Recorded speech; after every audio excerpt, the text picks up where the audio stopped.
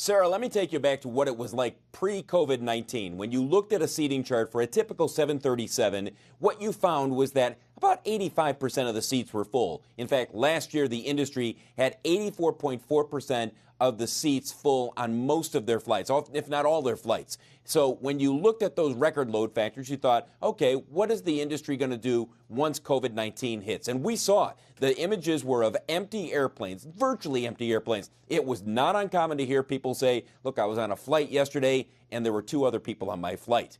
And that gave the impression that when people would start flying again, they would see empty airplanes, or that the airlines would socially distance the passengers. Take a look at what we're seeing within the last week, and this is what's causing quite the stir. You are seeing load factors that have improved dramatically, and that's because the airlines have parked so many of their airplanes. About 60% of the world's commercial airplanes are now parked. So as a result, we have Representative Peter DeFazio, who runs the House Transportation Committee, saying this is what should be done with airlines. They should guarantee that the middle seat will never be filled, and that the planes are capped at a capacity with 67% of the seats filled. No more. And this is what a typical 737 would look like. By the way, that does not equal true social distancing. 18 inches between 2 seats is far from 6 feet. If there was true social distancing, at most, you would get maybe 20 passengers in economy class and 4 passengers in business class on a typical 737. Bottom line is this, Sarah. While people want social distancing, especially in the airplane, the reality is it just won't work for the airlines. They would have to charge ridiculous ticket prices in order for that to happen. And even keeping the middle seat empty, they're going to have to raise their ticket prices substantially.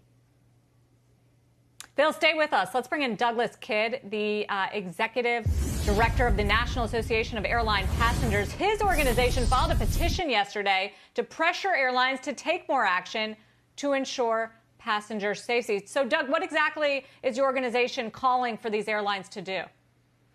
What we're calling for the airlines to do is to limit the load factor on all flights to no more than 50%. We're not going to ask for the extreme measures. We think that 50% should be able to give the airlines adequate spacing between passengers so that everybody can fly comfortably and in reasonable safety. Phil, what would that look like? Is that even economically possible for these airlines?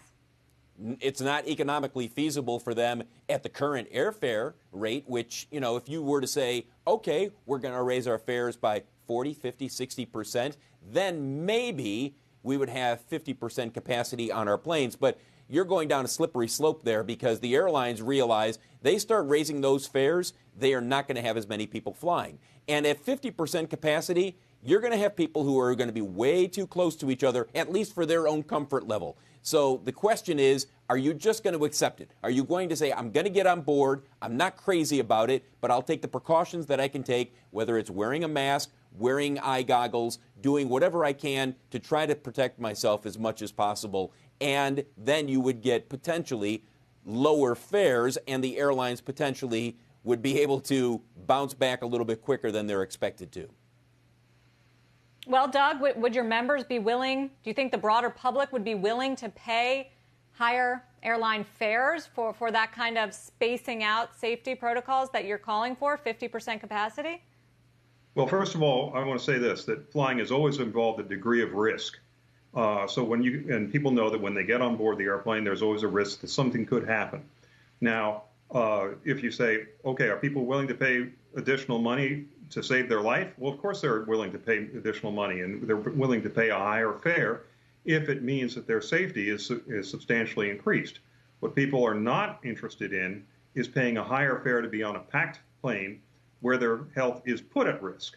So if you have to say, okay, do you want to pay more and have a little bit of social distancing? Most people, I think, would go for that. If you say, hey, we're going to put as many people on the plane, we're going to pretend that this coronavirus doesn't exist, we're going to put you at risk, and we're going to charge you extra in the bargain, passengers are not going to go for that. We expect to give value for value, and when we travel, we expect to travel safely. We expect the airlines to take reasonable precautions. If that means flying at 50% or less for the duration of this emergency, then fine. And as far as the cost, Sure, we'll pay more, but then again, the cost of flying has always been variable.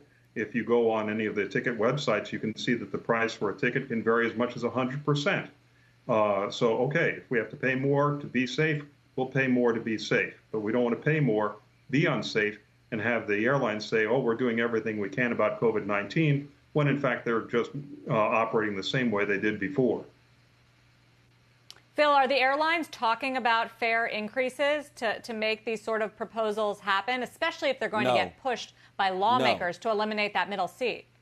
No. What the airlines are focused on right now is coming up with a fare that gets as many people to get back on board as possible. And because they have parked so many aircraft, because they've got to bring down their cash burn, they're burning millions, tens of millions of dollars every month, every day. And so when they are looking at their bottom line, they are saying, we have got to make the flights that are in the air as profitable as possible. And how do you do that? You put as many people in as many seats as possible. Now, you are trying to stress safety by saying, wear a mask. If you feel more comfortable wearing eye goggles, wear eye goggles. Wipe down your seat. They're disinfecting the aircraft after every flight. At some point, the airlines are saying, we have got to do what we can in order to stay alive. We cannot continue to burn tens of millions of dollars every day. It's a continued debate that we will have here. Phil, thank you. Doug, our thanks to you as well for weighing in.